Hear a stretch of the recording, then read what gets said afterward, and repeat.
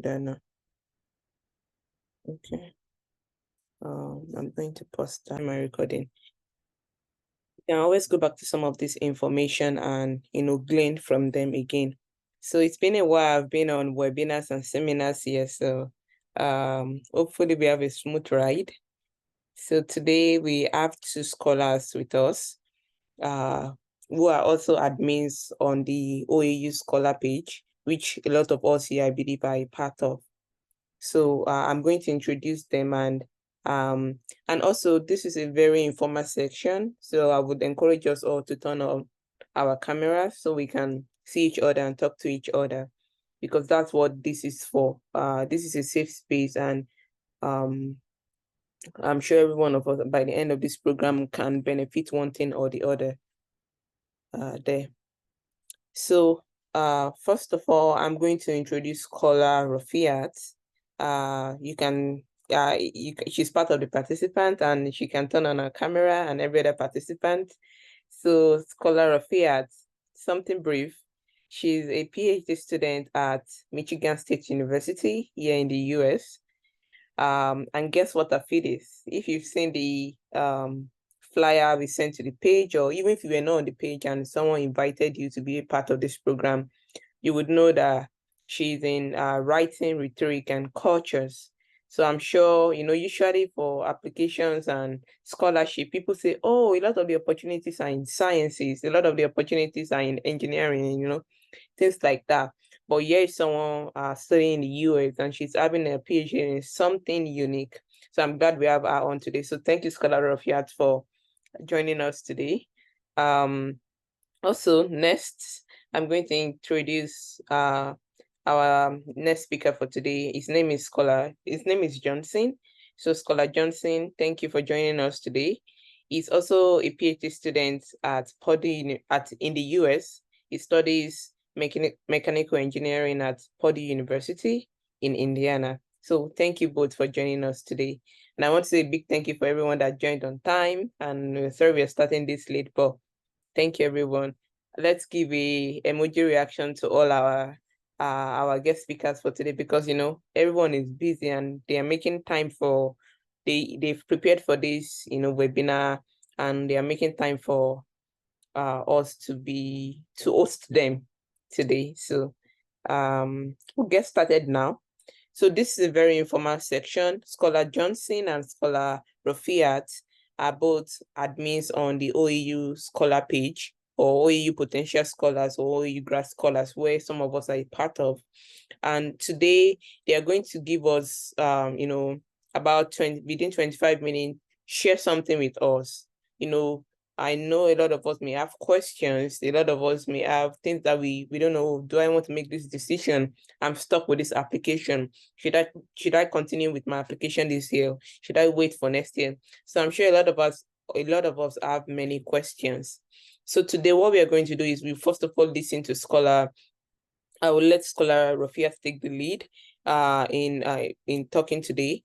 We are going to hear from her first, and then we may have, depending on how it goes, I'm not sure right now, but we may have a question and answer section before I allow Scholar Johnson to go ahead. And also we have a question and answer section afterward, which would now entail both things Scholar Rafiat has talked about, and also what Scholar Johnson will be talking about.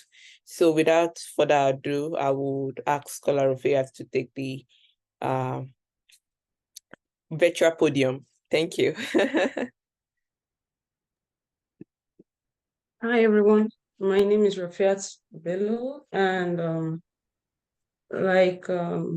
I think you guys should put on your camera. It's really weird. Like, Yeah. me being the one putting on my camera, maybe I have to put mine off too. Like, it seems really weird. At least like a couple of people that might be helpful. Like, yeah, thank you. So I'm a PhD student here in RAC. It's writing, rhetoric, and cultures. And yeah, I don't know. I'm trying to enable the caption. Show caption. Yeah. Okay. So I was thinking this is going to be like uh question based, like driven by your interest, and because I believe there's so much information out there, even on this page that you are on, about application. And for me, I want this session to be all about you, especially people who are here, even though we want people who are not here to benefit. Um, so if for me, I want my session, and because I'm not going to, I might not be able to stay for the till the end of this webinar. I have another engagement at 12. Um, I'll appreciate it if there's anyone here that has any specific question or any general question that you're itching to ask. If you're in science, if you're in like humanities, or you're in social science or education, or if you have any specific question that the um, general information out there might not be useful. Or if you have any specific question for me, maybe about my journey or about experiences or something like that. Does that make sense? I just want to make sure like I attend to people who have questions and who are here. Yeah. Okay. We have a question from Deborah Ayodele. Please unmute, and if you can, please turn on your camera and we can have you. Yes, that would be helpful.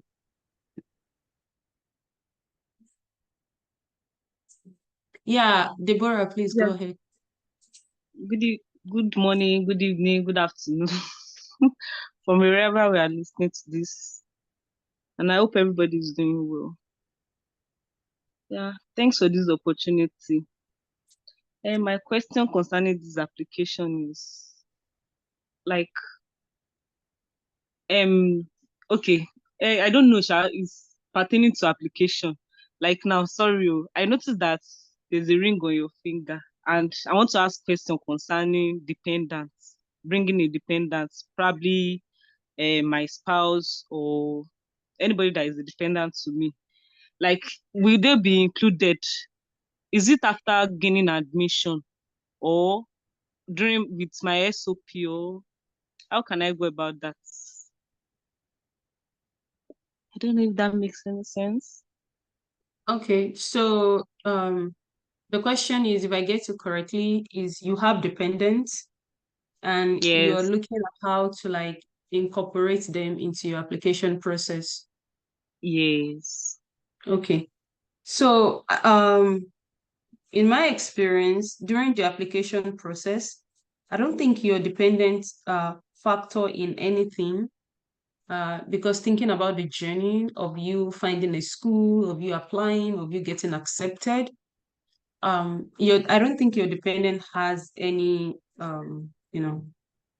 any influence in that. Like you get accepted on merit or their interest, or like they're trying to do DEI or whatever they're trying to do. That would depend on your application and your SOP too, and things like that that you write for the main component of the application. Where your dependent comes in is when you're trying to ask for I-20, which is going to be the document they're going to give you to use to apply for your visa and things like that. So depending on your school, you might need to provide proof of funding for your dependent. And I don't think there is no in my experience and what I've heard or read and things like that, there is nobody that's going to stop you. No school is going to say you can't bring your dependents. They might ask you to provide financial proof that you can take care of them if they don't have fund for your dependents. Which are like there's several ways you can go about this to make sure you get the financial proof. And also for your interview. So where you really have to prove is when you go for like your interview, like you have to prove why you have to go with your dependents and things like that. I don't know if that does that answer your question. Yes, yes, yes, please. Thank you. Like another further question. Now, like, let's say now I gain admission and it's a fully funded admission. Like, can the fully funded stipend, like the money they will give me, is it enough because I heard that dependents, they are not allowed to work in the US. Mhm. Or do I need to have external funding aside that stipend that the department will be offering me? So that's why I say it depends on your school. If your school, so maybe if I share my journey a little bit, it will make more sense. I started my PhD in Bowling Green State University. That's where I started. And I was there for a year before I moved to Michigan State University, before I moved here. One of the main reasons, among other reasons, why I left Bowling Green VGSU is the funding.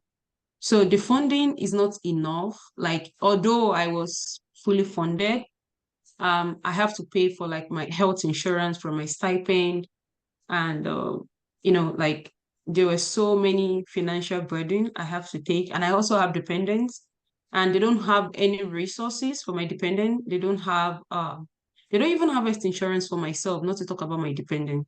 So it depends on your school, and that is what is going to dictate whether your stipend is going to be enough or you have to have external funding.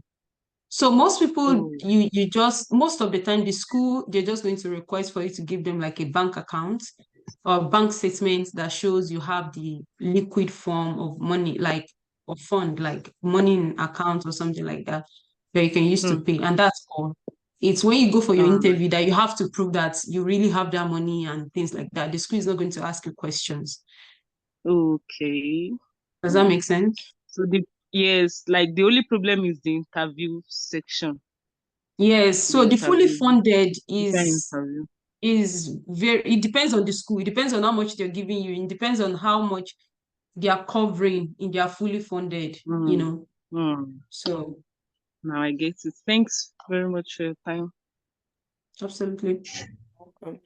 I also wanted to add that because of the way the structure of this section is going, and it will be more question directed. Unlike what I said first, that the speakers are going to talk first. I would like that Scholar Nelson also join in this conversation like right away, so that we can have you and Scholar Rafiat taking the questions together, because I'm sure there would also be like perspective from your own experience, Scholar Johnson, that you would want to bring into. So any of the scholars can go ahead and answer any of the questions asked. Thank you so much. Okay, that's fine. Yeah, I think I will just make little contribution to that. And I have several friends who came in with their dependent, and sometimes it's very simple, like she said. When you are in, then just make sure everything is going to be during your visa processing though. So I always advise people, like if you are a married man or woman, for example, I'm a man, I will always advise my friends that, okay, call me first, put your wife, if you have kids on your dependent, maybe after 6 months, then they can join you. So I always advise that. So, but if you want to come immediately with them, I will always advise you have enough money in your account. Because the stipend, if you want to really look into it, the stipend is not enough to take care of you, your wife. For example, you have 2 kids, right? So the stipend, and depend on the school you are, like she said earlier. But the stipend might not necessarily be enough, except you guys can manage them. But no matter what, if you are coming, at least if you can have an account you can build for 5 to 6 months, right? Maybe with 6 to 10 million. Even though when you came in, you can return the money to the owner. But you should be able to convince the visa officer that I have enough money to take care of myself and the dependent, either your husband alone or your wife or with kids. Yeah. That's my little contribution to that. Thank you very much, Scholar. And I have a further question. Now, you said something like, you said after 6 months or after a year of being there, their visa will be different. Will it still be attached to mine? Let's say now I gained admission and I'm entering the US with a F1 visa. So is it before my going or after when I'm already in the US that their visa will be attached to mine? Yeah, their visa is going to be, I get your point. Their visa is going to be F2 visa, right? You are on F1 visa. So your dependent, their visa is going to be F2 visa, right? So if they want to come with you, it's fine. But sometimes when you come alone and you're able to save some money, then they can come. It will make it more easier for you. Because coming alone, or you want to come with your kid alone, is going to be very difficult. Like you, if you are doing a PhD and you have a baby to take care of, it's going to be difficult. But if the two of you want to come together, just have enough money in your account to convince the VO. That's just my point. But their visa is going to be F2. You are going to be on F1 visa. Yeah. I don't know if I'm able to answer that clearly. Irrespective, even after the 6 months, their visa will still be F2, right? Yes. Even after a year, it's going to be F2. Yeah. So Alright. just to Thank add you to very that, much. F2 is dependent visa. F1 is a student or academic visa.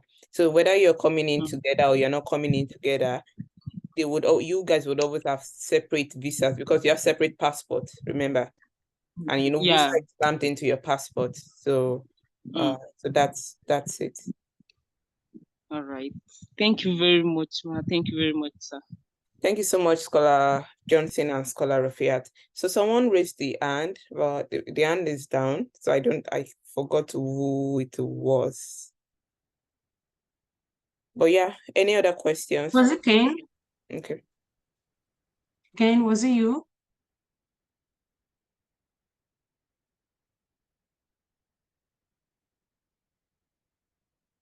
I think Chibueze was raising his hands before. Oh, it was Chibueze. Yeah. Are you still at Chibueze? Do you still want to ask your question? Okay. Okay. Hi, good day, everyone. I think my question was kind of answered while we're trying to answer Deborah's question. So that's why I put my hand up. I think I'm good now. Thank you. Thank you. I'm glad that answered your question as well. Do we have more questions? There should be more questions. This is application season. Or yeah, there should definitely be more questions. Unless everybody is doing something. Can we ask, like, what stage are you guys in? Has anybody started the application? What stage are you? Maybe we have more specific.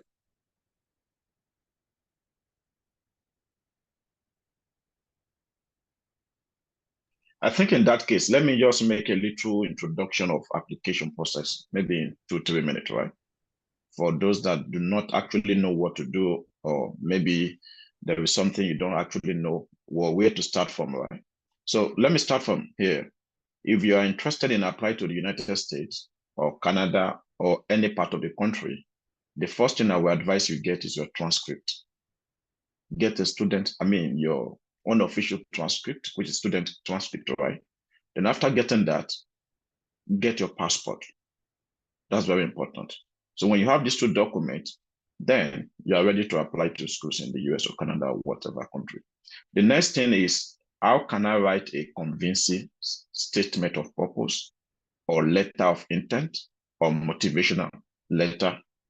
Those kind of letters like that. Now, sometimes it's very hard to write a convincing SOP or letter of intent or motivational letter. It's very hard sometimes. We are so lucky now that there are a lot of platforms on LinkedIn, on Twitter, on WhatsApp, on Telegram, that you can see a scholar that can actually help you to review your letters. So when you are able to, anything you think of first, just write it. Don't look stupid at, okay, does this even make sense? Write anything that comes to your mind as SOP. Or if you don't know how to start with, type on your phone samples of statement of purpose just put your department, SOP for mechanical engineering. You will see different samples online. Now, I want to advise you to use AI to write your SOP, because most school has another AI that will check if your SOP or whatever letter is written by another AI. Now, you can use them to correct your grammar. After you've written, you have some review, or before you send for review, you can put it to correct your grammar. That is fine. Now, if you have your SOP, even before having SOP, let me jump into this. First thing is to look, there are over 2,500 schools in the United States, right? First thing I will advise you to do, it takes time. is that make sure you want to have like Excel sheet where you want to write the name or names of the schools that is offering your course. Now, when you're able to get these schools, the next thing you want to look into is, okay, are these schools offering, for example, you study microbiology. If you study microbiology, you can do your master's or PhD, from my understanding, in maybe anything like maybe biochemistry, public health, right? And some other courses that are related to microbiology, for example. Now, you want to list all the schools that are offering things that are close to your area. List those schools. The next thing is that, okay, because most times the best way to get funding in the US, for example, is actually if you are able to convince some professors by sending them what we call cold email, which is very common, right? So the next thing is, okay, if I'm applying to Purdue University, for example, I want to look for at least 2 to 3 professors in Purdue University that are offering hydrology, for example, under agriculture, because your area is hydrology. Now, I want to send a cold email to these 3 professors. Don't do it at once. You can send to 2 today, you can send to the first 2 and wait for after at least 2 weeks. If you didn't get a response from them, you can send a reminder. If you didn't hear anything from them, then you can send to the 3rd professor. Now, you can do this to different professors in different schools. Also, if there are 2 departments you can do your master's or PhD in one university, you can reach out to at least 3 to 4 professors in those departments. Now, you can do this same process for at least 10 to 15 schools if you are not lazy like some of us, right? So if you can do this to at least 10 to 15 schools, hopefully with prayers, right? If you are fortunate to have at least a professor or 2 professors that are interested in what you are doing, right? Or that are interested in your research area, which you've stated in your cold email, then most of them will schedule a meeting to talk to you about your research interest. Most of them will want to tell you what they are doing. Most of them want to know more about your research experience. After this meeting, sometimes the professor might not be interested in you. Sometimes some of them might have interest. Okay, I can work with this student. If you are fortunate to have a professor that is so much interested in what you are doing, you are lucky. Then maybe after that day, he or she can write you a mail. Go ahead and apply. Mention my name in your SOP, right? Then he can now recommend you to the graduate coordinator that I would like to work with these students. If that is taken and you are so fortunate in that area, all you need to do then is to, if application fee is waived or not, you pay, you submit your application. Another case I would like to explain is that when you want to apply to schools, I always advise anyone that message me that, have you checked the school admission requirements? Don't just apply to schools. If a school is not waiving GRE, like my school, the Department of Mechanical Engineering, for now, GRE is very important. Even if you're a US citizen, GRE, they never waive GRE for anybody for now. So if you didn't check the school and you started your application, or maybe you pay application fee, and at the end, you discover that you need to submit GRE, which is not waived, your money is wasted. So always check the requirement. Not only that, check the funding opportunities in those schools or in that department. If you go to some schools' website, you will see their funding opportunity rate. Some you will see GA 70%, highway maybe 40%. So check all these things before you start your applications. Then what else? I think that should help. If you have any questions around that, then we can talk about it. There's a question in the chat.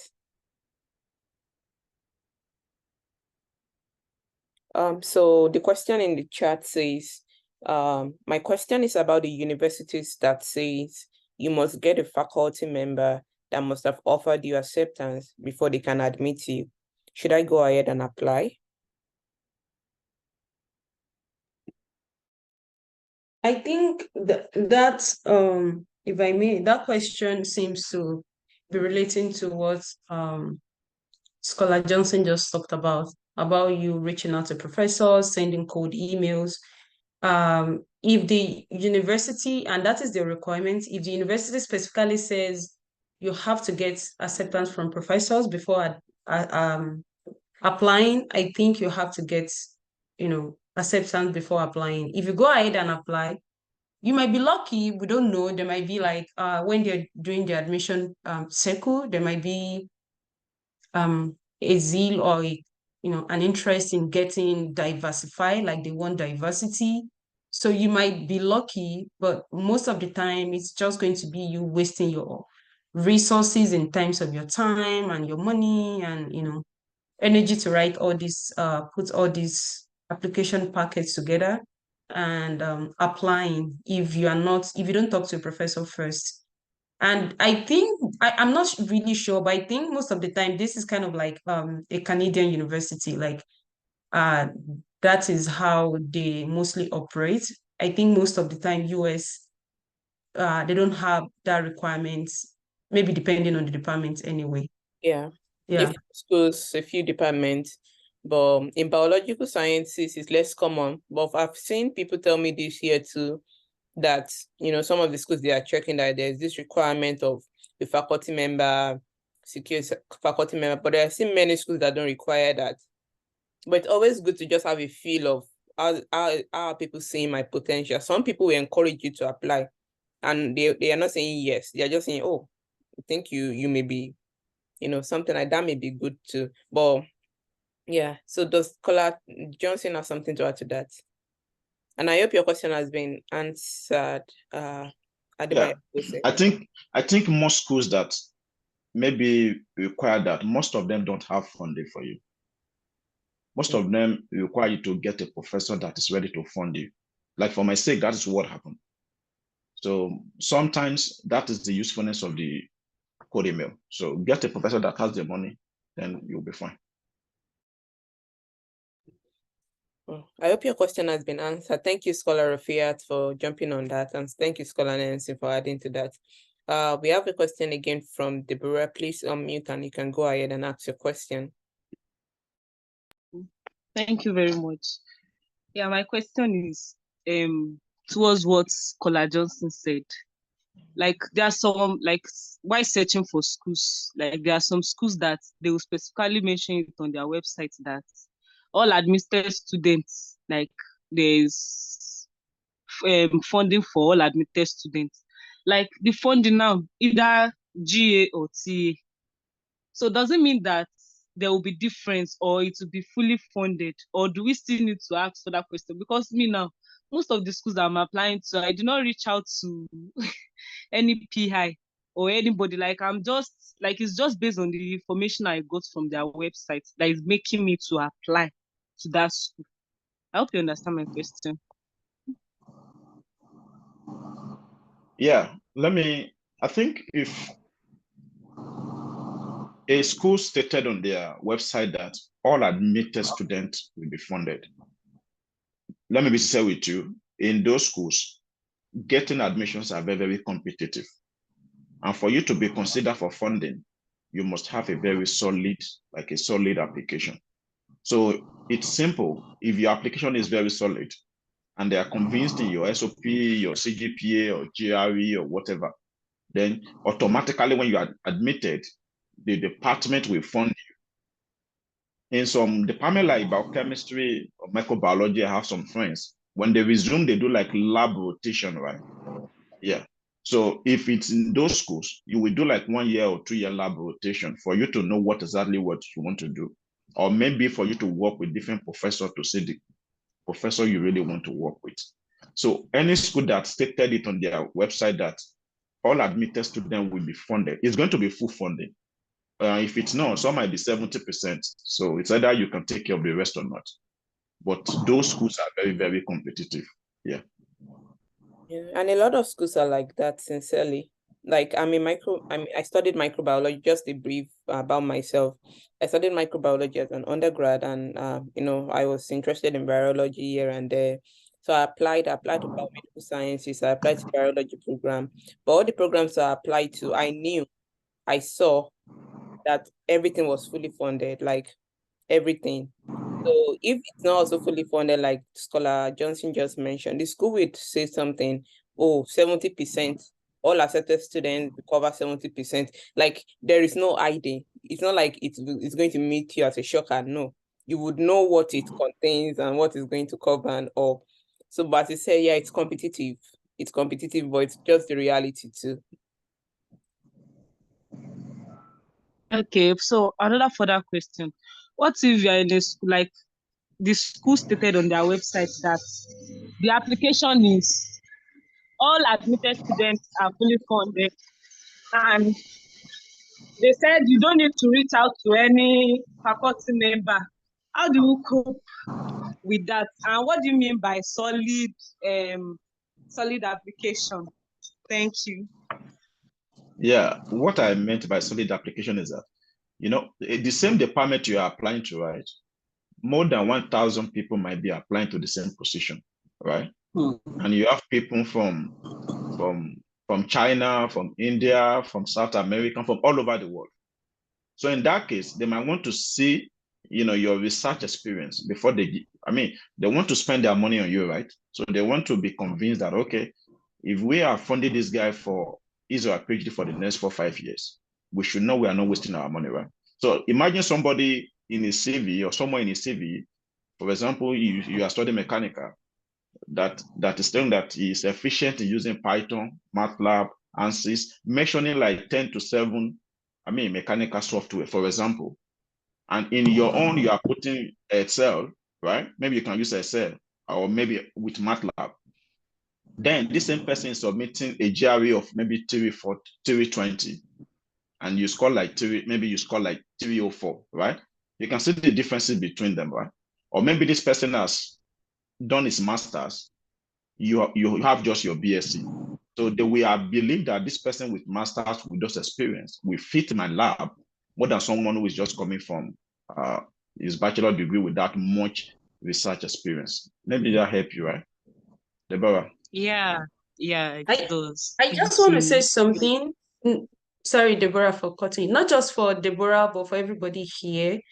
I don't want you to be scared of, oh, you don't have these wonderful things that Scholar Johnson was just listing. I don't want that to scare you. Don't let that take away your interest in applying. There's so many things they look for in application process, and to be frank with you, from my experience, and I think one of the most important thing is, your SOP and also your recommendation letters.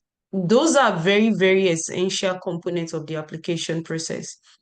Like, so I don't want that to scare anyone here, like, oh, I haven't done my master's, or, oh, I don't have 320. Like, those are very important, but they also look for other things. Like I said, one of it is like they're looking for like some departments, especially because of the DEI, which is like diversity, equity, and inclusion. They're looking for students who are from like Africa or minority, or like they're person of color or something like that, just to diversify their department, which is kind of like a plus for us. It doesn't mean that we are less qualified, but like they're also looking for something else. Maybe they're trying to fit in women into their lab, or like they're trying to, I don't know if that makes sense. Like, you have other things you can leverage, like other things that you can leverage if you don't have this academically, uh, you know, high points and things like that. So I just want to throw that in there. You're absolutely Yeah, right. thank you. Yeah, I didn't say that to scare anyone. I'm only saying when we're talking about being competitive, right? Yeah. Yeah, I'm just trying to explain if a school is only awarding funding to only admitted students. I'm only saying that most situations like that, those schools are very competitive. That's what I mean. I mean, nothing to be scared of. Everybody can get into any schools in the US. Yeah. Yeah, I know, like, this is just stemming from like conversations I've had with people, and their worry with like, oh, I can't do this, I can't. That's why I just threw that in there. And Congratulations, Festus. He's asking a question. He's been admitted to PhD in chemistry, and on 4/24, yeah. That's a very fast decision, though. Congrats. Yeah. Okay, he's asking a question. I can summarize the question. So the question is, he has an admission for next fall. The funding for the program will be awarded next February, like next year. But the question is, he does not know if he should still keep engaging them in emails, not to bother them, but you just want to keep touch, touch base and all. So that's what Yeah, that's fine. should he do Yeah, that? to me, all you need to do is maybe at Once the end of every month, or maybe every first day of the month, just send like a greetings message to the Grad coordinator and to the assigned supervisor. So with that, you are keeping yourself in his mind that, okay, this guy still exists, right? So, but I think if any school is already putting you on that condition that, okay, your funding letter will be available in February, it shows that they are expecting a funding that they have applied for probably. So immediately the funding comes in, any student that they want taken, they will just send you the funding letter, because they can't bring you in without having the funding on ground, right? So Festus, we can talk more about that later, no problem. But you are fine. You are fine. Yeah, that's kind of just budgetary constraint. They have to have their budget before, like, they, give you what they're going to tell you, what they're going to be giving you, before they are very specific about it, because you have to sign a contract and they have to fulfill it. So, yeah. Okay. Any other question? Oh, just to add something, sorry, with respect to what Scholar Johnson just said, he mentioned that, you can, or Festus can reach out to him. I want to say that you can follow our scholars on LinkedIn. They can drop their LinkedIn, maybe link or name, and you can follow them on LinkedIn, and always get more insight on, school life. I think Scholar Rafiat posts a lot on applications. I may be wrong. Yeah, Okay, Festus is my friend. yet. Yeah, but Festus is my friend. He has my number, so we can rest okay. He's my friend, yeah. Okay, that's great. That's great. So yeah, please, you can follow them on LinkedIn to, get more insight on Grad Live and grad school application and questions and things like that. And our page is always open. So next question. I don't think any question is out of place. Ask any question you're thinking about. Like, if you have any insecurity, if you have anything that is bugging you, that is holding you back, like, Okay.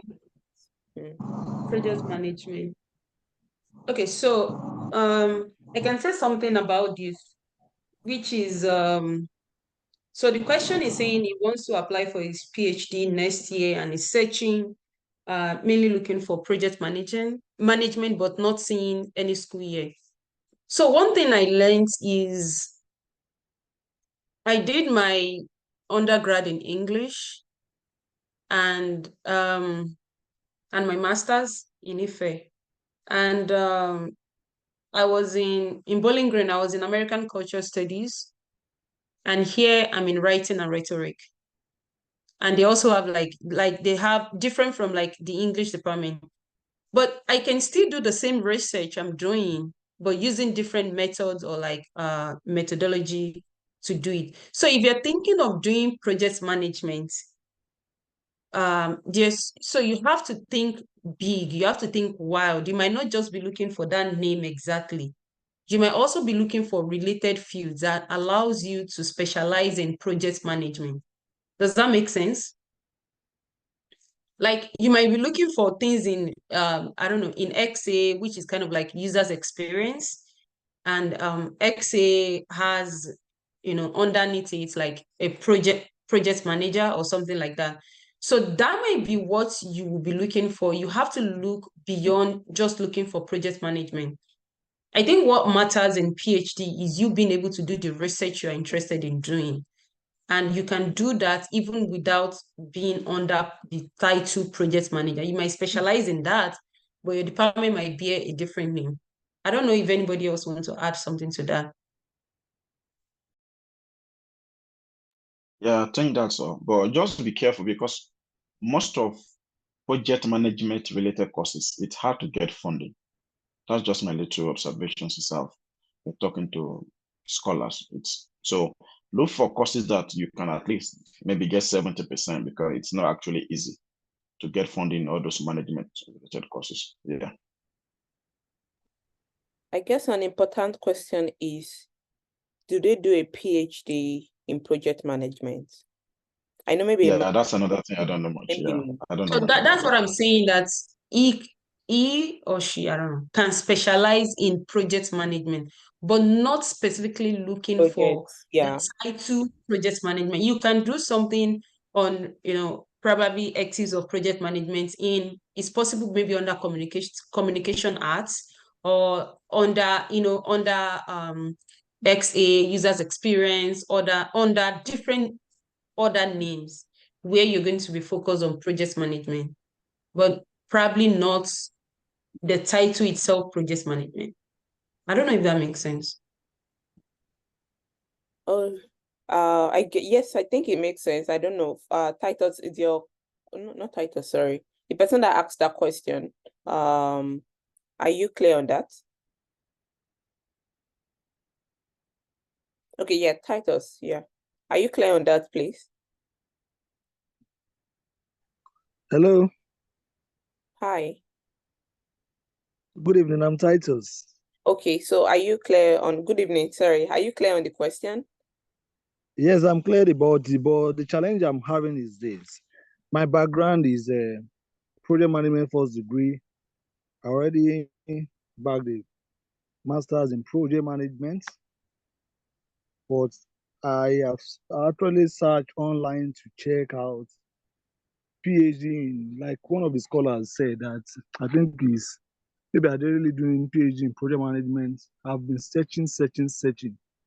Until now, I'm not really seeing a green light, and it's getting me convinced that what's really going to happen because I'm actually interested.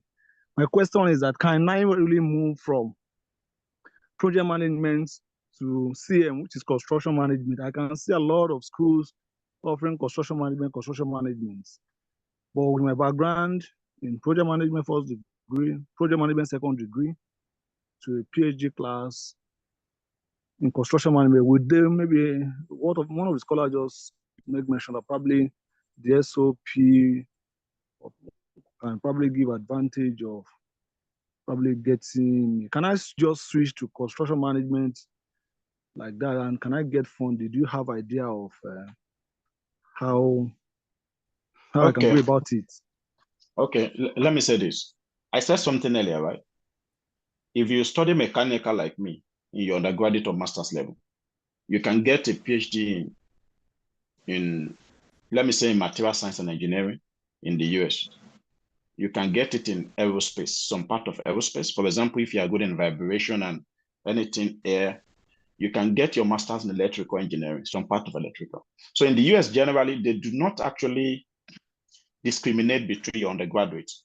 I have someone who did accounting in Nigeria, and here she did the information technology in Purdue here, and she got funded, right? So what I will advise you is that it's not necessary you should do your PhD on project management. You can look for courses around. Even you can look into maybe some courses related to computer science if you are good in that area a little bit, right? So construction management is a good one, and you can easily get funded as well. So it's not a must that you must be looking for project management. It will be hard. Yeah. Can I add something to that? So Scholar Johnson also said something about checking requirements. So now you're already thinking construction management might be a good one for you. I think the next thing you may want to do is just check the basic requirement for that program. Like BSc in what? Only a few programs tell you that you must have a BSc in something. The most important thing usually is once you have experience in the new field you are trying to switch in, So you may work on trying to get experience in a new field so that you have enough body. You know, we're talking about competitiveness and all. A lot of time, competitiveness, as we discussed the other, it does not necessarily to be like, oh, I can do this and that, but like, do you have some experience? Have you started doing something in that line? Have you started taking online, you know, some things that would just boost your people switch feed. I've had people do, you know, accounting and going to public health, you know, things like that. Okay. Like that happen. Hello, can I come? Yeah, please go ahead. Oh, sorry, we can't hear you. Oh, okay, let me check. Yeah, we can hear you. Hello, can you hear? Okay.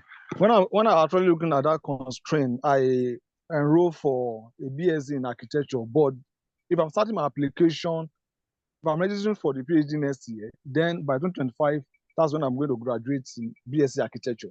Can I state that in my SOP that I'm in social level in BSc in architecture? Can that give me an advantage? When are you graduating again? I'm putting. I'm presently in 300 level architecture students. Oh, so you I see, will advise you finish your program. Just finish your program first. Yeah. No I should not professor state will want them. to. I mean, if you want to be applying while your program is ongoing, don't state it that you are doing an undergraduate program in architecture. There's no point because no professor Okay. will want to bring you in while you are doing an undergraduate program. So I will Okay. advise it's either you take your time to finish your program or you keep applying by not mentioning anything like that. So the only thing you can do with that is to write some of the experiences you have in that area in your SOP if it will help you. But there's no point saying, okay, I'm doing another grad program in architecture. It doesn't. The professor will tell you to go and conclude your program, then apply again later. Yeah. Okay. That's what I will do if I'm in that position. Yeah. I mean, it's simple. Yeah. All right. Thank you. I appreciate. Thank you so much for all the responses. We'll go to the question of John Kolawole. My question is about sending messages to graduate coordinator and professors. What do I need? What do I do if I send emails but they don't respond or they don't reply? There's nothing you can do. The only thing you can do is to keep sending reminders sometimes. Because sometimes most of these professors receive a lot of emails, right? Like a day, a professor was about to take us a lecture and he wanted to share a screen. And over the unread emails, about maybe 37,000 unread messages. So sometimes they get a lot of email and they don't open everything. So the highest you can do is to keep sending reminder. One day, probably. But grad coordinators, normally they read a lot of email. Yeah, grad coordinator, that's baffling. Yeah, but So- professors, sometimes it may be hard. Yeah. I think one move you can make is to try to contact grad students in that department. Like, it's very helpful. They have insider knowledge that you can't glean from just reading what is on the page. So that is one thing I do. I just check and I try to read what the grad student is doing and what they're interested in. And if it's something I'm also interested in, just send them an email and they'll be willing to chat with you. Even if you don't talk to the grad coordinator, they can give you useful knowledge and what you're looking for in the department, which you might not be able to get elsewhere. So that is one route you can go. If you're really, really interested in the school or in the program, find a grad student in that department and send the person a message. You should be very strategic about who you're going to send message on the page. You know, like try to read about them and see if it's somebody that is likely to respond or be helpful. So that's one move I can add that you can do if you are really, really passionate about that department. Absolutely. Thanks for that input, Scholar Rafiat. I hope that answers the question. Yeah, reaching out to students in that school may be very helpful. I think there's a second part to that question too. Is it advisable to spend money on SOFA's application and voice evaluation for public ed programs? The second question following that is, Can I get information on how to write very good statement of purpose and get outstanding recommendation letters? I believe that we've done like one webinar on statement of purpose, but I'm sure people can put input. And Scholar Johnson also mentioned something on SOP earlier in this meeting today. But yeah, I will leave it for Scholar Johnson and Scholar Rafiat to answer that question. Yeah, I think for SOFAs, it is their requirement. All the schools in the US offering microbiology, I think or public health, sorry. You have to go through SOFA's application and you have to do well. I mean, it's a risk, right? So you just have to take a risk. So I wouldn't be here telling you that it's 100% sure if you do it well and you apply through SOFAs that you'll be given admission and funded. But I know it's their requirement. I have 2 or 3 people that have contacted me. They wanted to apply to different schools, but they directed him to SOFAs. So all public health in any schools in the US, you have to go through that. So you just have to do it, and if you take the risk, that's it. Then for SOP, I think if you're on the OAU platform, we've dropped several samples of SOP on that platform. I even have a Google Drive that comprises of more than 50 to 100 samples of SOP that I've dropped before, and in other platform I belong. So you can easily see different samples that you can use as, to provide a good one. Yeah. Yeah, and I also So okay, so please go ahead, Scholar Rafiat. okay.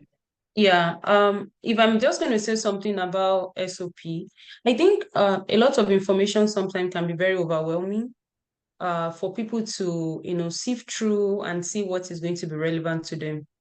So if you can take note on this, what you need to do with your SOP is, you have to be very specific. So make sure that everything you're doing, everything you're writing, you're showing them something. You're not just telling. Those are like very important concepts when you're writing your SOP. Make sure you're showing them something. Don't just say like I'm a brilliant student, like I'm a good student, I'm hardworking. Don't just say that. Show them how you're hardworking. Use anecdotes, like give specific examples of what you've done and things like that. That is very, very essential, no matter what you're saying or what you're planning to do or things like that. So make that very, very specific. And talking about a good recommendation letter. So getting recommendation letter from Nigeria, you have to be very strategic because our professors, like in our educational system, we don't do recommendation letter. So like they are not used to writing those, and you're competing with other students that the people giving them recommendation letter, they've written this thousands of times and they're very, very prolific and they're very good about writing it. So you have to don't just select people that are like, oh, they are the dean of your faculty or something like that. You have to select professors in your department, maybe just a doctor, just make sure the person has a doctorate, like that you're close with or close to that you can actually talk to. Like, and they have to write about like, I think 2 to 3 pages of recommendation for you, not just, oh, this is a good student, I recommend him or have admission. They have to be specific also, they have to be detailed, they have to spell everything out because they don't know you. So the recommendation letter is going to give them, if one person is going to be focusing on your work ethics or focusing on how outstanding you are as a student and things like that, you have to be very rhetorical and the moves you're going to be making. Make sure the other person is focusing on your research or how you've contributed to their lab or like to the projects they've done and things like that. Exemplifying and fleshing it out, how important you are and how you're going to be an addition to their departments, if that makes sense. So I think that is very important. I really like how you put it. Thank you so much. I think I gleaned something from that too. I hope we all caught what she said. And I hope that addressed the question of John Kola. Yes. Okay, thank you. So yeah, public health seems to be a little bit expensive to apply, but it may be worth it.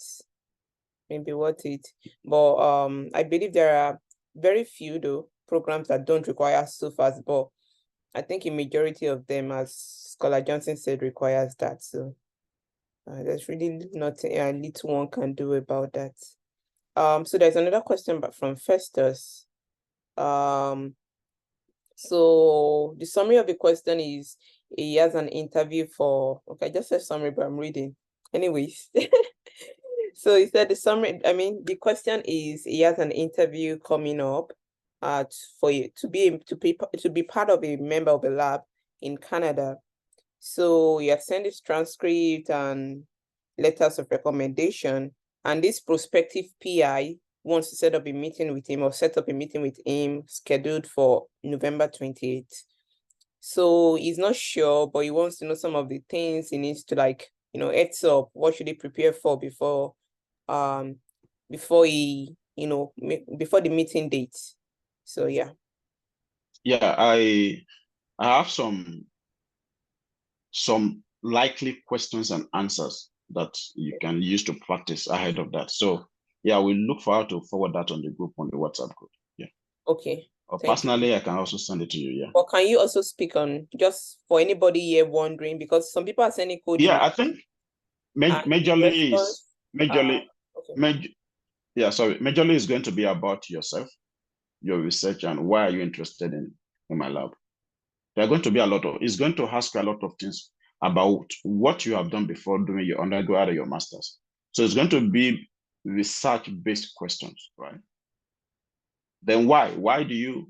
So you need to read more about his papers. You need to go through about his lab, read more about his recent published papers, right? To know what he's actually doing. Prepare to ask him a lot of questions as well, okay? Read up, okay, for example, he published a paper about, I don't know, anything, maybe his most recent paper. Go there, read those papers, try to ask him questions on that paper that, okay, why do you use this method? Or if you have idea of what can be used the best to give a better solution to what he's doing. So read about his paper, at least read 2 or 3 of his recent paper. Make sure you go through your undergrad, whatever you put in your SOP or the code email you send to him, make sure you are very close to that. Then your CV is very important. Whatsoever you put on your CV, make sure you understand everything, because it's going to pick your CV and your SOP or the code email to ask a lot of questions. Yeah, that's okay. That's the major thing. Yeah. Do you have something? Thank you so much, Scholar Johnson. And I hope that kind of give you an idea. Everyone on the call, because some of us are already sending cold emails and expecting response. Some PI will say, oh yeah, I'm busy, but we can set up a meeting for this and this. So everything Scholar Johnson just said, you want to take note of that. And also be yourself. Be yourself. Think about what question would be important, like, oh, the ethics of the lab. You want to know about the lab, how many students does it currently have? Questions like you may be finishing the conversation and you can just ask, oh, do you have any other questions? Or you're like, oh, I'm just interested in also like how many students do you currently have in your lab? And just think about things that would make the conversation formal, but at the same time, that shows that, okay, you are someone that loves interaction. I would say that may be important too. The scholar don't basically, sorry, I really need to go. But basically, don't be scared to ask questions. Don't think that if you ask them something, they're going to get mad or they're going to be angry with you, or they're going to, it's cultural. It's something we are used to, and that's how we've been conditioned to think. Like, you don't challenge your professors or things like that. You can ask questions, be free to ask questions, be respectful, but also ask questions. And Scholar Debola says, like, the best question to ask is like the culture of, like, the ethics and culture of the lab, and also try to ask specific questions about your paper, like Scholar Nelson said, just said. So read a paper, even if it is one, have like one specific question to ask. Like, even thinking about the future of the research, like, oh, when you were talking about this, what are you trying to say? I read that and this was really confusing to me because this is what I knew before and this was new or something.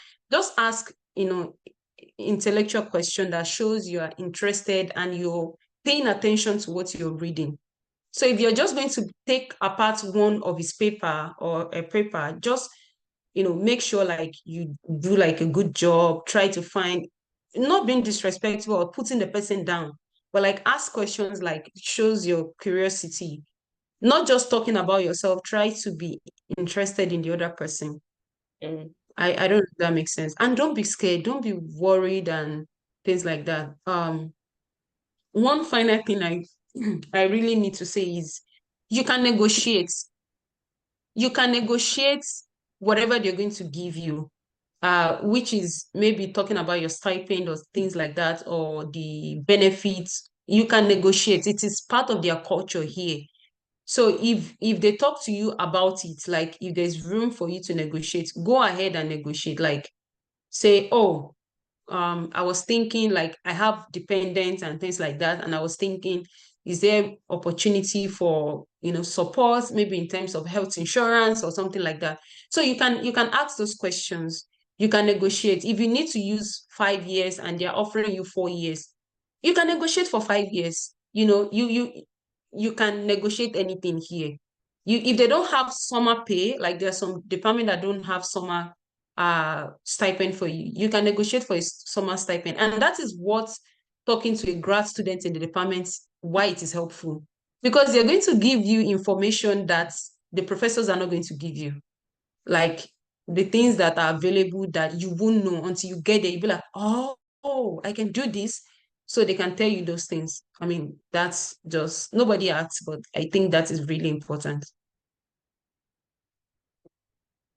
Thank you so much, Scholar Rafiat, for that addition. And I know you need to be on your way out, if I'm right.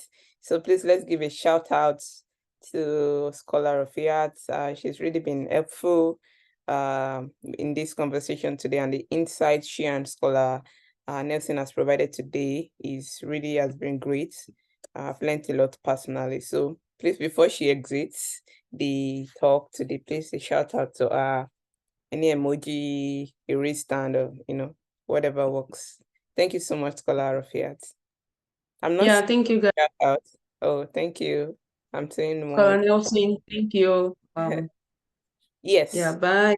And we would also be finishing very soon too. So thank you so much, Scholar Rafiat. So guys, we have a few minutes left. Thank you. We have a few minutes left. We'll be wrapping this section up in exactly 18 minutes. So please, if you have more questions, get to it.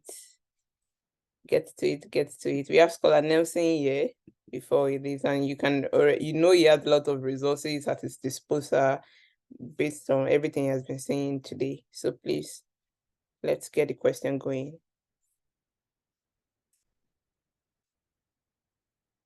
Someone is requesting for the WhatsApp group link to join. We'll get to that before the end. Please remind me.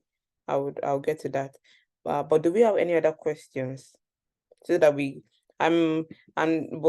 shout out to everyone that joined the program too, because I honestly was not expecting this number of people, but I'm glad we were all able to join.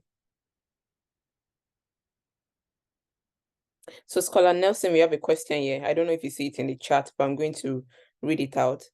Please, what is your counsel on writing GRE or TOEFL before application?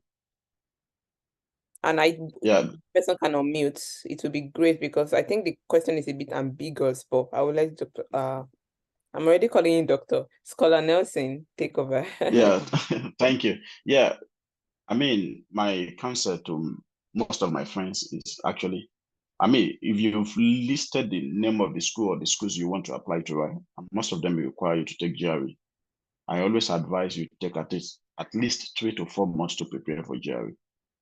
We have a lot of resources online. I have a lot of friends that can even, maybe add you to their WhatsApp group. They give online lectures. So just prepare for at least 3 to 4 months, at least.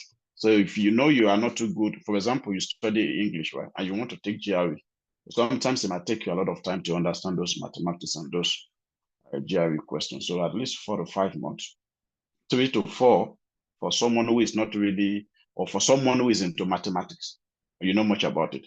But if you're in maybe science or maybe humanities, you can take at least 5 to 6 months to prepare for GRE. For TOEFL, it's not really hard. So I think within 2 months, you can get over that. Yeah.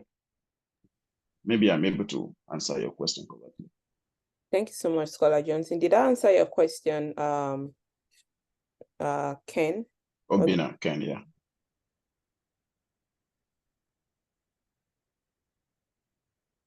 Then another thing is that sometimes GRE give you a lot of edge when you're applying to schools, right?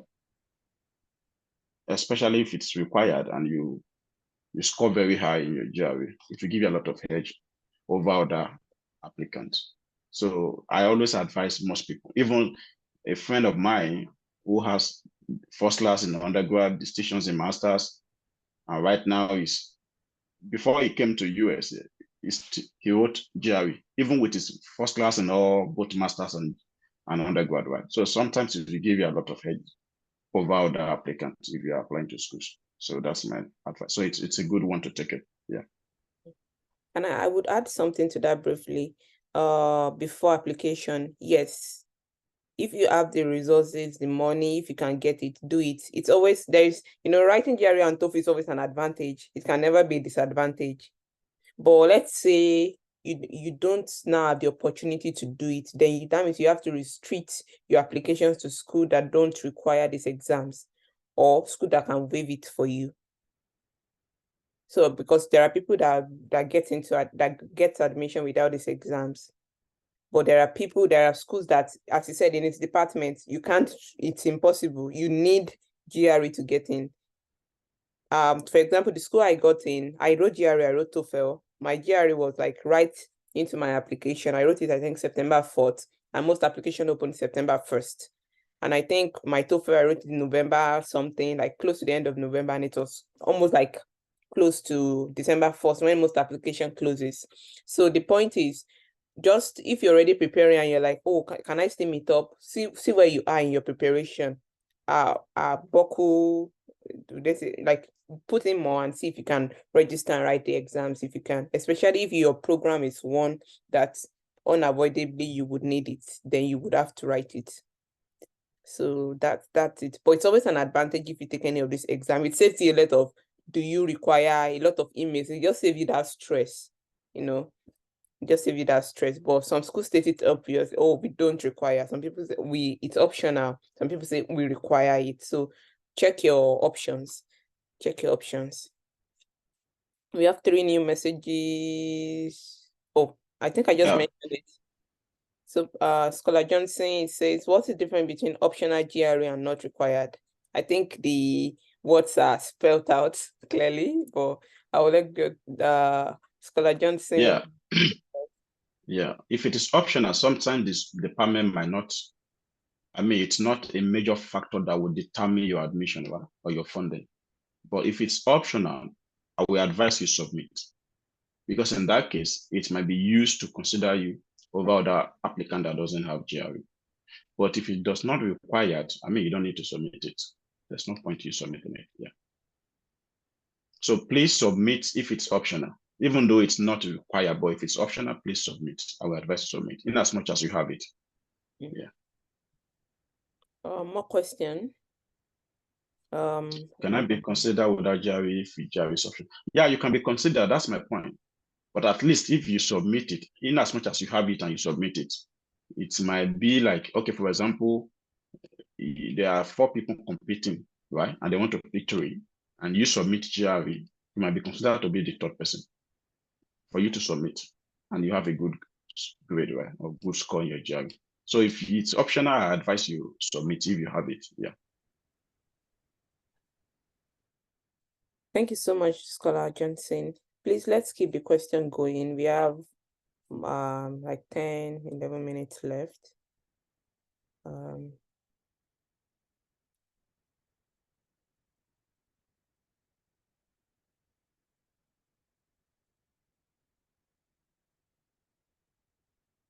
And you didn't also know that we have some of these webinars we have a YouTube page. So you guys should subscribe. For those that, for example, I know OAU scholars, for example, that are part of this meeting today, we have a YouTube page. I don't think I have the link or anything, but if you check us up, you're going to find it on YouTube. So a lot of our videos are there. Okay, there's another question, Scholar Johnson. Good evening. This is from Dare Blessing. How can one pay for application fee? The best way to do that is actually to reach out to some scholars in the US. So you can send them the equivalent amount in Naira, then they can help you to pay. Yeah. So you can reach out to any of the admin or scholars on those platforms. They can help you. Don't go and be telling them that you want to exchange with the official rate too. Some of them will want to use the black rate. And so, yeah, but most people have helped, and most of my friends have helped a lot of people. So the best thing is to reach out to, or I think maybe if you have GTB domiciliary account, I don't know if it works anymore. You can also try that. Yeah. So. Well, thank you. I hope that answered the question of Dare Blessing. You're not talking, I'm seeing a lot of people here, but and I think some people just left the meeting, but we are wrapping up. I'm sorry, I did not get that last part. So I'm sorry for cutting you. Oh, that's okay. What Scholar Johnson said. What Scholar Johnson said concerning about the paying application fee. Yeah, I said if you want to pay the best way is to reach out to scholars in the US or Canada, people you know already there. Okay. You can send them the equivalent amount in Naira, and then they can help you to make the payment. It's straightforward. Yeah. Okay. But it will not be the black market rate, right? It will be, most of them will be black market. I won't say it's, it depends, right? Some people might want to do the official rate for you, but I know 95% of people will do black market. Yeah. All right. Thank you very much, sir. Please, I want to solicit though. I'm not an OAU alumni, and I would like to join your WhatsApp based on what you said. Like you want to post some helpful materials for the group. But what's the plan?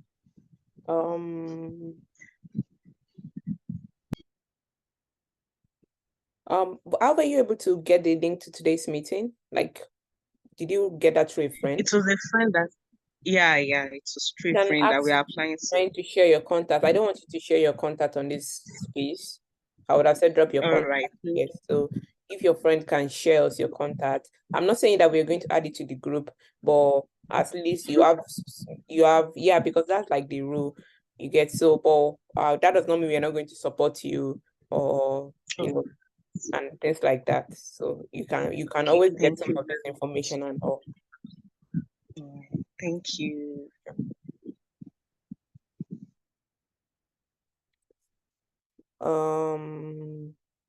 Okay, do we have any more questions?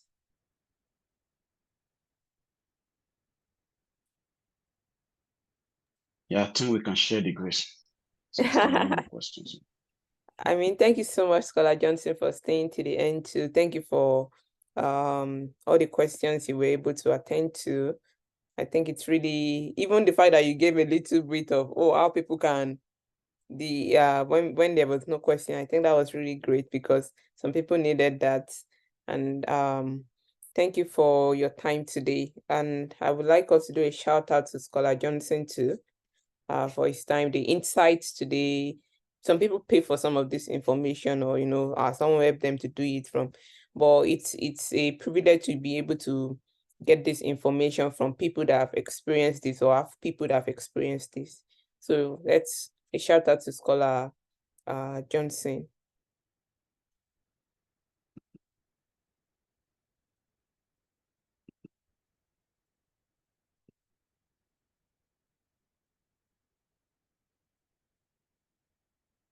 Oh, okay. I know we are sharing the grace, but there's a question, and if Scholar Johnson can quickly attend, that will be the last question we are taking for today.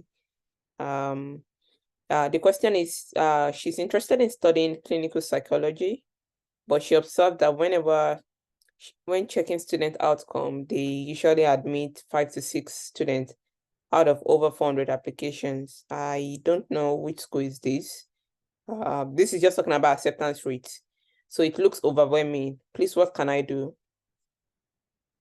Yeah, I mean, I don't think there's anything you can do. If you are not accepted in that school, then look for other schools that offer the same course, or make your application maybe more convincing, make it more solid.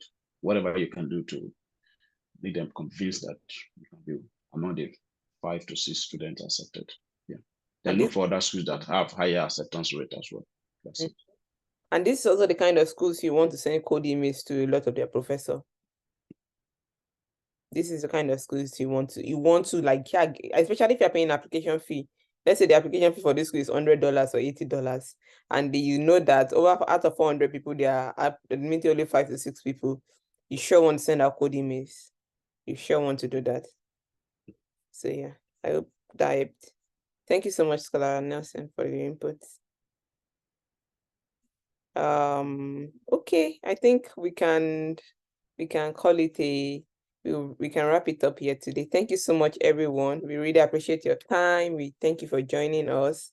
So thank you. And we'll meet here, I think next week or in 2 weeks' time. We have a seminar coming, and that will be great as well. So look forward to it. We'll share the flyers again on the group, and I'm sure you have a great, and hopefully we have some good news then, some response, maybe some things have changed, and please keep the group engaging too. Follow us subscribe to our YouTube channel. We'll probably drop the link on the page and get more information. Wishing us all the best in this application cycle. And most importantly, don't forget the place of prayer. I think that's very important. That's very important for this. So good luck, everyone. Bye. Have a great time this evening. Thank you.